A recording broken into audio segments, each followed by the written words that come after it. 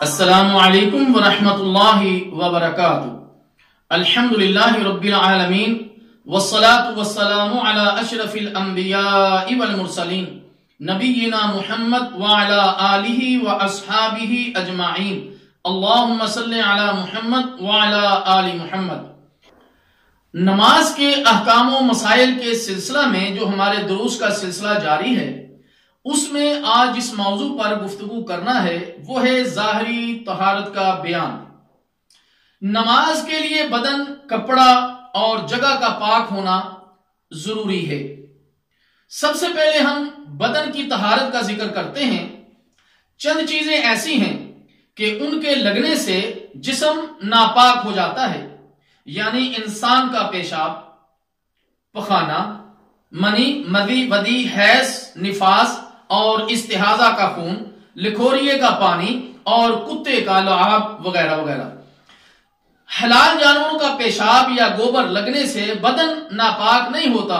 حدیث میں ہے کہ قبیلہ عرینہ کے کچھ لوگ مدینہ میں آ کر مسلمان ہوئے، ان کے پیٹ پھول گئے تو رسول اللہ صلی اللہ علیہ وسلم نے انہیں اونٹوں کا دودھ اور ان کا پیشاب ملا کر پینے کا حکم دیا۔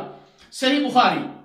شرمگاہ کے علاوہ جسم سے نکلنے والا خون ناپاک نہیں۔ رسول اللہ صلی اللہ علیہ وسلم اور صحابہ رضی اللہ تعالی عنہ اجمعین جنگوں میں اسی حالت میں نمازیں ادا کرتے تھے۔ نمبر 2، لباس کی طہارت۔ مسلمان پر لباس کو پاک رکھنا فرض ہے۔ اللہ تعالیٰ جل شانہ کا فرمان ہے وَرَبَّكَ فَكَبِّرْ وَثِيَابَكَ فَطَهِّرْ۔ سورہ مدثر۔ اپنے کپڑے پاک رکھ اور پلیتی سے دور رہ۔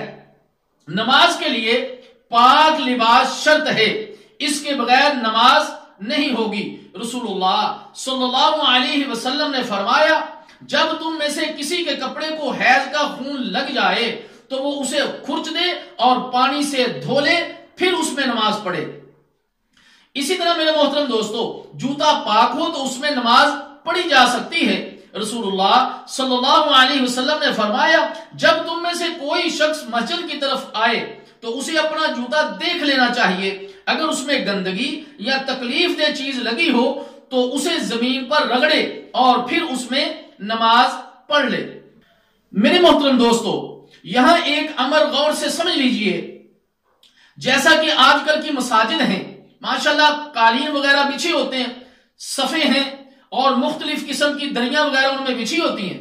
ایسی صورتحال میں جوتے اتارنے والی جو مخصوص جگہ ہیں وہیں اپنے جوتے اتاریے اور اتار کر اندر داخل ہوں۔ جن چیزوں کے لگنے سے بدن ناپاک ہو جاتا ہے ان سے لباس بھی ناپاک ہو جاتا ہے۔ مردوں کے لیے ریشم کا لباس حرام ہے۔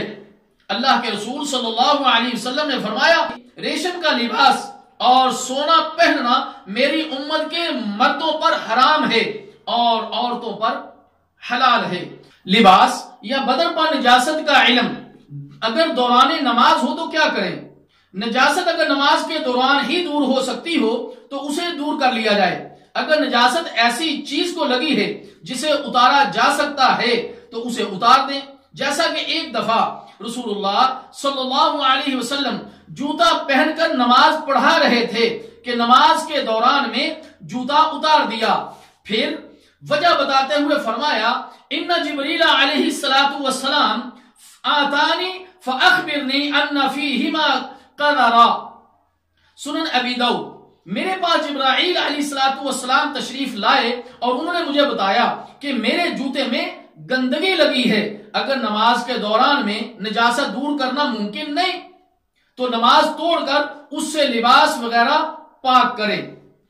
اللہ تعالیٰ جل شانہ سے دعا ہے کہ اللہ ہمیں ان مسائل کو سمجھنے کی اور عمل کرنے کی توفیق عطا فرمائے۔ اسی ضمن میں باقی مسائل اگلی مجلس میں ذکر کیے جائیں گے۔ والسلام علیکم ورحمۃ اللہ وبرکاتہ۔